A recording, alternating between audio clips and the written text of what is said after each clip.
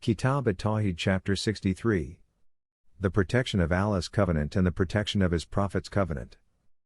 Allah Almighty said, "And fulfill the covenant of Allah, Bay'ah, pledge for Islam, when you have covenanted, and break not the oaths after you have confirmed them, and indeed you have appointed Allah your surety. Verily, Allah knows what you do."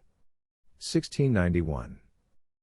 Buraida, may Allah be pleased with him, narrated.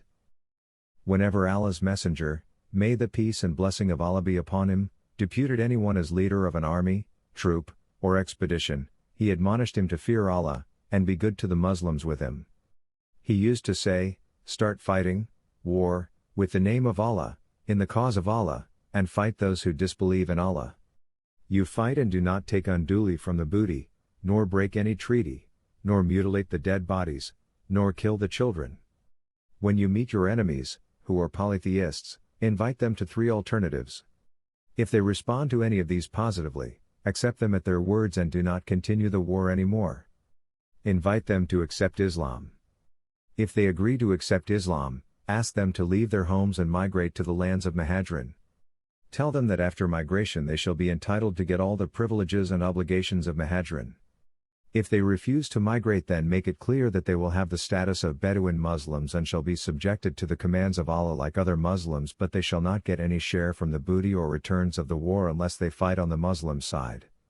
If they do not confess Islam, impose jizya, a tax of protection taken from the non-Muslim citizens in the Islamic State, on them, and if they comply with, then restrain your hands from them. But if they refuse to pay jizya, then seek Allah's help and fight them.